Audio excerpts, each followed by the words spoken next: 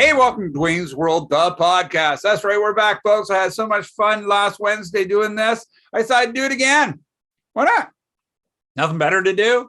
It's miserable outside. Actually, it's a lot better outside today than it was yesterday, where it was minus 25 or whatever, and, you know, cold enough to freeze balls off Brass Monkey.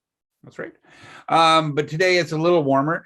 Anyways, let's talk about some news. Let's get right into it. So a couple of notable deaths this weekend in Hollywood. Notable actor Sidney Poche, he passed away, 94 years old, and he has so many movies. I only can remember a few that I've watched, but I mean I've watched more. There was They Call Me Mr. Tibbs, To Sir with Love, In the Heat of the Night, which is one of my favorite movies of his, and then there was a TV show spinoff with Carol O'Connor later on. Amazing movie.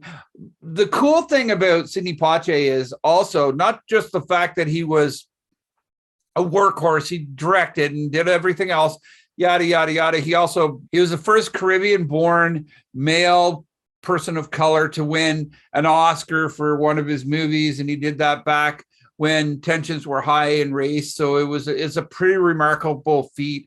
He was that good. So I suggest you go out and watch some of his movies, because they're absolutely amazing. I love them.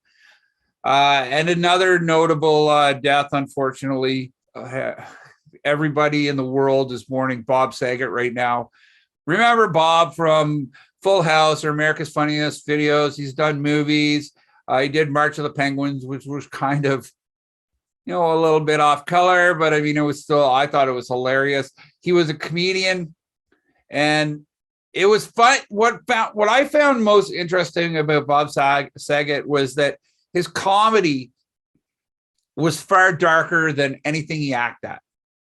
He looked and acted like the straightest dude, funny, yes, but, lovable, funny, kind of, and some of his comedy was downright dirty, but I mean, it was hilarious. And according to so many people that are talking about the loss of Bob Saget, is that he was just a genuine nice guy. I know everybody says that when people died, but I'm believing that Bob Saget was a nice guy. 65 years old, way too young to die. It's very, very unfortunate. Totally sucks. He was found in his bedroom in a hotel room after he'd done gigs. He was touring the South. So yeah, too bad. Cheers, guys. So we've lost two American icons this week again. What else do we got? Oh, we got the idiots on the Skywing party plane. Everybody's heard of this by now, right? A dude booked a Skywing flight, that chartered it. It's a private flight. They took 130 influencers. Anybody know what an influencer is? I think they're just people that are wasting time and, just look in front of the camera. Oh, gee, look at me. Instagram famous, right? But yeah, so 130 of these morons climbed onto a plane, and they were dancing in the aisles, on the seats, vaping, drinking, talking over the airplane's telecom and stuff, not wearing masks, not worried about personal hygiene or personal space during this COVID craziness. And voila, what happens? Sunwing says, screw you guys. You guys are stuck in Mexico. We're not bringing you home, you little assholes. And they don't deserve it. They acted like absolute animals. I mean, they're all millennials, and millennials do feel entitled. Not all millennials, don't get on me about that, but there are a lot of millennials who feel entitled, and this group of influencers are bad, just super, super bad. And serves them right, kind of. They're stuck in Mexico. They got COVID now. They got to quarantine and then come back. And Air Canada is not bringing them back. Air Transit's not bringing them back. Sunwing's not bringing them back. They can drive. It's a long haul, but hey, rent a car and come back. You're that, you should be able to afford it. You're that famous, being an influencer and all. I don't even really know what an influencer does. I think they're like YouTube people or Instagram models or Instagram people, or I have no fucking know. Are they the idiots that just take pictures of their food and post them all day and take pictures of themselves, and they're always worried about their followers? Yeah, they're kind of brain dead anyways, and they're really not talented. They were given a good they had good genes and good looking people. That's all that they inherited. They're not smart or anything, or they wouldn't have done all this shit that they're done. Sunwing's also charging the dude that chartered the plane an extra $15K bill for the problem, because he misrepresented himself, saying that he was a travel agent. No such thing. Nah. Looks good on you, asshole. Maybe get a real job. I guess I can add that into one of my older jokes now, huh? I used to joke that they changed the name of everything, that the people who serves us coffee used to be coffee servers. Now they're baristas, and unemployed people have a job now. They're called bloggers, and guess they're influencers too, because they're mostly unemployed. Crazy world. And these are all people from Quebec, which makes it even funnier, because they're in the worst province at all for limiting rights. Right now, they still have the curfew, and now they've just announced that you can't go to a weed store or a liquor store if you're not double vaxxed. What are they doing? What are they talking about with this, by the way? You can still get your groceries. You still get gas. You still get takeout coffee.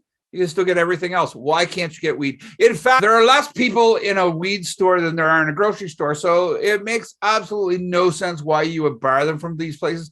I know you're trying to push them to get their vaccinations, but are you not starting to look like the Gestapo? The Nazis? Think about it. I know it's nowhere close to being as bad as the Nazis, but your rights are slowly being taken away from you. And I disagree with taking everybody's rights away. And this is another one. But we have been inoculated from polio, smallpox, whooping cough, everything else when we were kids. And it was mandatory to have these shots before we went to school, and still is. Now, I know there's a big difference between getting your inoculations to go to school, because everything was around for quite a while before they forced you to get the needles, and we don't know what this is going to do. I could end up with a third hand sticking out of my forehead, or get a third eye, or another kneecap or something. I don't know, but we don't know what's really going on, or what the after effects of these vaccinations are. So if there are people afraid of the after effects, does that not bad enough? We could do something where you limit hospitals to only taking so many unvaxxed people or something. I don't know. That's still kind of cruel for Canada. That's one of the ones I've heard say was, you know what? You're on your own. You get COVID, you're not covered into our hospitals, or have 10% can only be unvaxxed. After that, you're fucked. But that's not Canadian. That's kind of crazy. And Canadians would never do that, thank God, because it is a little barbaric. But we do want this to go away. And people are saying, well, the numbers. Well, the numbers are that if 50% of people in Ontario in the hospitals have COVID, are vaxxed, and the other 50% aren't vaxxed, that still means that people who aren't vaxxed are getting it worse, right? Because 80% of Canadians or Ontarians have the vaccination. So therefore, the majority of the people getting this are unvaxxed, and they are the ones in ICU, and they are the one on ventilators. And that's just a numbers thing. That's just pure math, folks. You can argue with me all you want. I probably won't argue back with you about these because everybody has such a strong opinion on the vaccinations and everything. It's really a tough call. I'm pretty sure I'm going to get my booster shot. I'm 85% sure at this moment that I'm going to get my booster shot when it's available to me. But people are sick of this shit. You know, I get the argument that, you know what, if vaccinations work, then why in the hell did you get COVID? Well, but they got a milder version. They got the man cold version of COVID instead of like full blown out lungs exploding version of COVID. I don't know. Like I said, do what you want. I'm not going to argue with you. But if you go to the hospital and you're not vaxxed and somebody who is vaxxed are there at the same time, you can bet your ass that the person who's vaxxed is getting in first. You know, wouldn't it frustrate you if you were told, you know, stop doing this and you kept doing that and then you kept, you know, I'm sure doctors and nurses are tired of it, but I mean, yeah, it's to each their own, right? I'm not about to force anything on you. I'm telling you my opinion, and you know what? I understand. I've said it a million times. Opinions are like assholes, and I can be an asshole. So don't take my opinion. Do the research. Figure it out on your own. Kids are going back to school on Monday, apparently.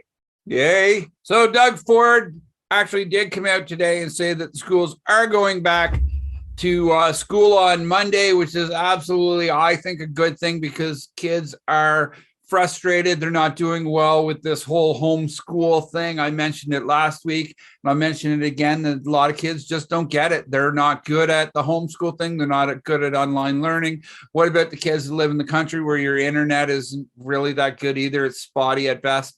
So yeah, the kids are going back to school, which is good. Yes. Will it increase the COVID cases? Maybe. Might. But you want to know something? If everybody went out and got vaxxed, maybe not. But no, it might, but we haven't had a ton of cases of COVID with the schools. I think the schools have been playing pretty safe, really. I just think it's time for them to go back. The kids need to be out and about, hanging out with their friends, goofing off, being kids. I know that if we were locked inside when I was a kid, we would have revolted because holy shit, you know, we were outside all the time, and the kids need to just be kids and get out and about. They can only play so much video. They can only, you know, pay so much attention to their phones and all that other garbage. Sure, they're going to be outside with their phones and shit anyways, but at least they'll be outside with their friends. And I, for one, am glad that they're going back to school. This run at it, I didn't force my kids to do online learning. I gave them the choice. You do it. I'm not chasing you this time. You do it. And so I don't know how that worked out, but hopefully they've been doing something. If not, they're going to get a real dose of reality on Monday. Anyway, this is Duane the Booze and Blogger from Duane's World. Again, another podcast. I'll probably be back next Wednesday. I had lots of fun. If there's enough news. You know, I do kind of like talking about the things that are going on in the world. And not always about COVID. Hopefully we can stop this whole death thing too. We're getting too important. I've talked about 2 deaths both weeks. So that's 4 deaths in 2 episodes. That sucks. That's way too many. So take care of yourselves. You know, get vaxxed, don't get vaxxed. Whatever you choose. Get your booster, don't get your booster. Share the hell out of my videos, though. That's one of the cool things you can do for me. Just remember the most important thing in life. Don't be a fucking asshole.